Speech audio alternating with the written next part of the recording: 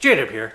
So, I haven't uploaded a video in a few weeks due to some technical difficulties. I do have a video about VidCon that I was in the middle of editing, but the computer that all those files are on is in the shop, so you'll see that video sometime in the future. So I was thinking the other day, what are the 2000s? Or what were the 2000s? You know, each decade has its distinct feel. The 50s, the 60s, the 70s, the 80s, the 90s even. We're halfway through the 2010s and there's a very distinct feel and style and everything.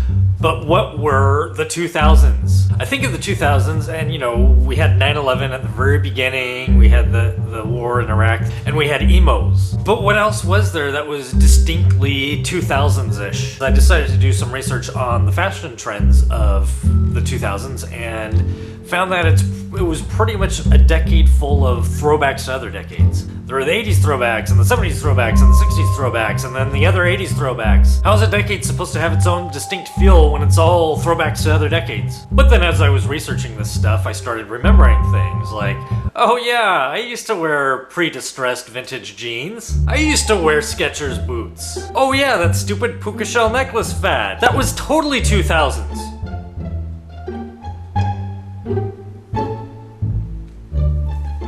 Kids riding around on those teeny tiny scooters, or suddenly out of nowhere gliding around on those wheels hidden inside their shoes. People who would suddenly start talking and you'd think they were talking to you until you realize they're talking on their Bluetooth headset and it was really annoying. PDAs with styluses, flip phones with pull-out antennas, and some people actually customize their pull-out antennas with little light thingies. I remember when fleeces were trendy, flared out jeans, boonie hats, wireframe glasses, the "Can you hear me now" guy. Yes. Yes. Yes. Yes. Yes. Can you hear me now? Devices that don't connect to the internet. Speaking of the internet, I think one of the biggest reasons why it's hard for me to associate the 2000s with anything is because I'm looking in all the wrong places. The 2000s were all about the beginning of the internet. Well, not the beginning, that goes back a few decades. The current internet-centered society that we have now was created in the 2000s, and so if you want to create an association with the 2000s, that's where you need to look, is the internet. First off, AOL, who brought the average household onto the internet in the 90s, in the 2000s was pretty much just a joke who kept sending everybody discs that they didn't want. Yeah! My new Frisbee! Yes! Come on, let's play. Alright, you ready for this one? I'm ready, dude. There was the .com bust, and then the Napster lawsuit. Classmates.com, which you would sign up for in hopes of reconnecting with and finding out where your old classmates are. And then after deciding the site was worthless, you'd get constantly barraged with comeback emails from them for years and years until finally Facebook made them obsolete by doing what they promised to do, but for free. Pop-up ads that would pop over your browser in a new browser window, and got to the point where it was so insane that if you clicked on the wrong link, you could get hundreds of pop-up ads. Except now we have pop-up ads which pop up in the same browser and are considered legitimate ads, and it's really annoying. The dial-up sound and having to wait to connect to the internet. Google came about in the 2000s.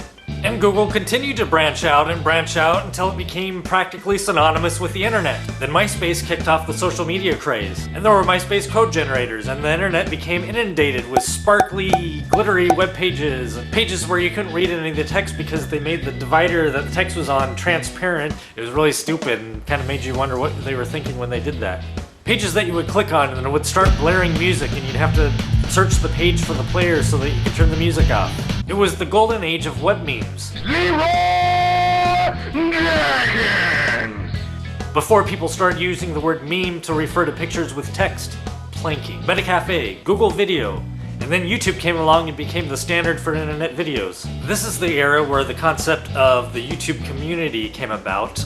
There were dramas and rivalries and friendships and a guy named Ronetto, and they referred to themselves as YouTubers. So, all that said, I think really the main reason it was tough to identify anything with the 2000s is that nobody's really reminisced about the 2000s yet because it just ended 5 years ago. There hasn't really been any dialogue yet to establish what sort of things make the 2000s. Which makes this the first ever video to reminisce about the 2000s.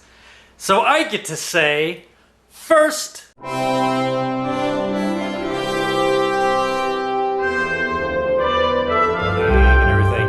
looking back, you know, the whole neon thing was really just, it was kind of the first year or so of the 90s. And everybody started growing their hair long and wearing flannel. Grunge, alternative style of the 90s. And then, you know, going into the next decade, punk and goth pretty much got together and had a baby, and we called it emo.